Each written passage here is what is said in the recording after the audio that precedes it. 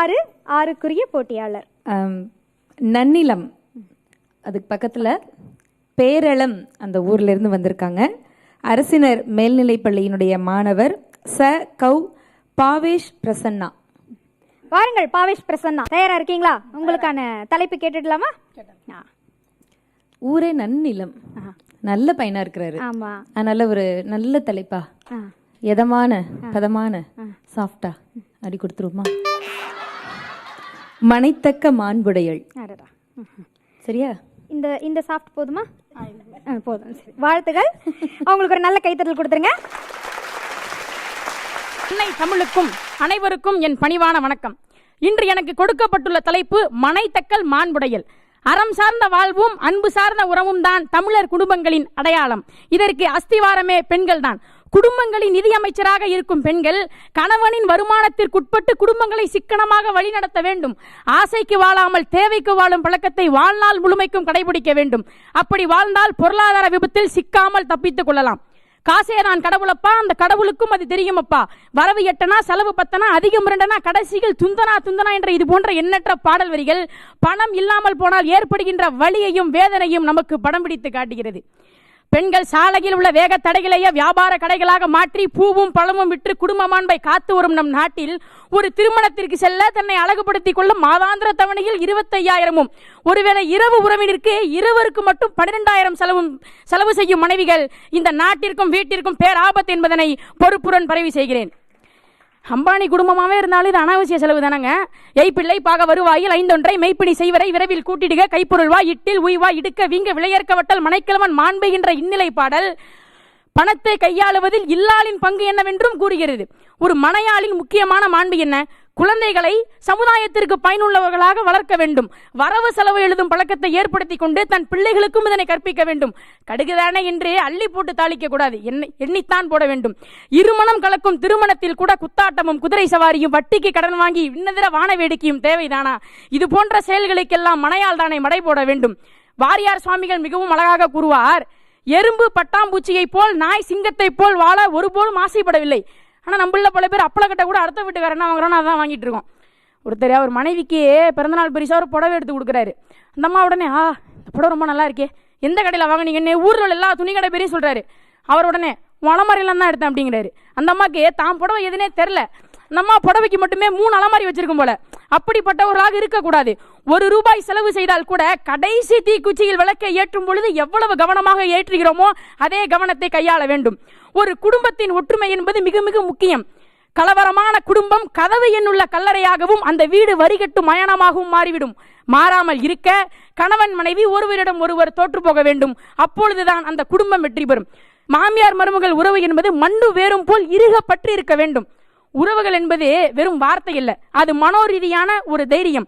சதைக்கு எலும்பு போல் பலம் கூட்டி நிற்பதுதான் உறவுகள். அப்படிப்பட்ட உறவுகளை ஒரு சில வீட்டில் மனைவி வழி உறவு வந்துட்டாங்கன்னா பறக்கிறதுல விமானத்தையும் மிதக்கிறதுல கப்பலையும் தவிர பாக்கி எல்லாத்தையும் ஆக்கி அடிச்சு சமையல சும்மா தடப்படலாம் நடக்கும். இந்த கவுண்டமணி ஒரு படத்துல அக்காளுக்கு சூப் வைக்க தெரியுங்கிறதே நீ வந்ததுக்கு அப்புறம் தான் தெரியும் பாருல, அந்த மாதிரி இருக்கும். ஆனா அந்த கணவன் வழி உறவுகள் யாரும் வந்துட்டாங்கன்னா எனக்கு குதுன்னு வருதுன்னு போய் படுத்துருவாங்க. அப்படிப்பட்ட மனையாளாக இருக்கக்கூடாது. வள்ளுவம் கூறிய மாண்பை அனைவரும் கடைபிடிக்க வேண்டும். வீட்டிற்கு வருகின்ற விருந்தினரை வாய் நிறைய வரவேற்று புன்னகை கம்பளம் விரித்து அன்பால் அன்னம் விட்டு பருப்பு முந்திரியும் பாயாசமும் இல்லை என்றாலும் கூட பாசத்தோடு உணவு பரிமாறி வாசல் வரை சென்று வழி அனுப்ப வேண்டும். மனையாள் என்பவள் நம் முன்னோர்களைப் போல துறவிகளுக்கும் வறியவருக்கும் அனாதைக்கும் உடல் முடியாதவருக்கும் முதியவருக்கும் முடிந்தவரை அன்னமளித்து ஆதரித்து அன்னை தெரசாவாய் வள்ளலாராய் திகழ வேண்டும். இதைத்தான் வள்ளுவமும் உலகிலுள்ள அனைத்து மதங்களும் வலியுறுத்துகின்றன. இது போன்ற இல்லற கடமைகளை கணவன் பிரிந்து சென்ற காரணத்தினால் தன்னால் செய்ய முடியவில்லை என்ற கண்ணகியின் வருத்தத்தை அறவோர் கழித்தலும் அந்தனர் ஓம்பலும் துறவோர் எதிர்த்தலும் விருந்ததிர் கோடலும் இழந்த என்ற பாடலில் மூலம் நமக்கு பட்டியலிடுகிறார் இளங்கோவடிகள். சமையல் என்பது ஒரு கலை. அதை அட்டில் வன்மை என்கிறது சங்க இலக்கியம். சமையல் என்றால் எப்படி இருக்க வேண்டும்? சமைத்த பின்பு சாம்பார் மோர் ரசம் என்று பாத்திரத்தில் பெயர் எழுதி வைக்க கூடாது. ஒரு அம்மா மீன் குழம்பு வச்சா என் புருஷன் அப்படி திட்டுறாருன்னுச்சு. ஏன்னு கேட்டீங்களா? மீனே போடாம குழம்பு வச்சிருக்கு. சமையல் என்னும் சங்கிலியால் குடும்ப உறுப்பினர்களை கட்டி போடும் கைப்பக்குவத்தை தெரிந்து கொள்ள வேண்டும்.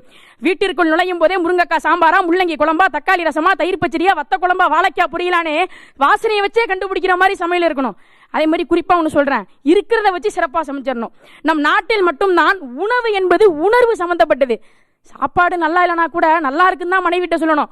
உடனே எங்க அம்மா சமைக்கிற மாதிரி இல்லைன்னு ஆரம்பிச்சிங்கன்னா அன்னைக்கு புது பிரச்சனைக்கு பந்தகால் முகூர்த்தம் பண்ணிட்டீங்கன்னு அர்த்தம் என்று கூறி வள்ளுவம் கூறிய மாண்பின்படி குடும்பங்களை காத்து வரும் பெண்கள் தன் உடல் நலத்திலும் கவனத்தை செலுத்துங்கள் என்று சொல்லி விடைபெறுகிறேன். நன்றி, வணக்கம்.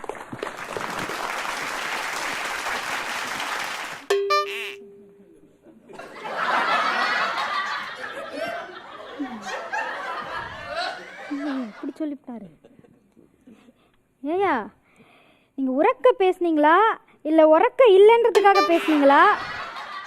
சொல்லணும்னு சொன்னீங்களா இல்ல அப்படி வளர்ந்த மாதிரி தெரியலையப்பா? உப்பு சப்பு இல்லாம அப்படி தெரியலையே. என்னதான் இருந்தாலும் இப்படி சொல்லியிருக்கலாமா? சரி, எல்லாம் விளையாட்டுக்காக இருந்தாலும் கொடுத்த தலைப்பிற்கு என்ன அழகு சேர்க்க முடியுமோ சேர்த்திருக்கிறீர்கள். உங்களுக்கு என்ன வாழ்த்துகளும் குறிப்புகளும் கிடைக்கிறது என்பதை பார்க்கலாம். முதல்ல இந்த நல்ல பையன் மாதிரி இருக்கிறான்னு சொன்னதை நான் திருப்பி எடுத்துக்கிறேன். இந்த மென்மை போதுங்களாமா? ரொம்ப மென்மைதான். இல்ல, யாரையும் ஆளை பார்த்து நம்ப கூடாதுங்கிறத இன்னைக்கு நான் பாடம் கத்துக்கிட்டேன். ஊரு நன்னிலம், நல்ல பையன்தான். ஆனா அதிரடியா இறங்கி களத்துல இறங்கி ஜல்லிக்கட்டுக்கு மாடு பிடிக்கிற மாதிரி பேசிட்டாப்ல. நிறைய கருத்துக்கள், நிறைய பட்டிமன்ற பேச்சுக்களை நிறைய கேட்டிருக்கிறீங்கன்னு நினைக்கிறேன் நான்.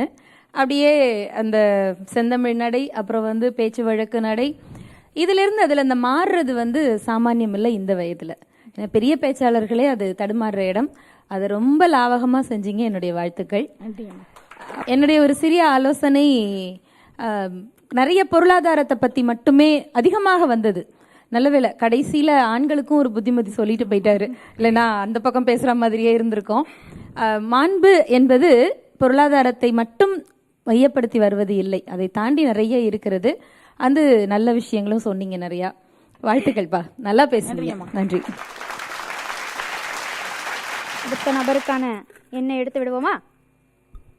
எண் 4. நன்றி.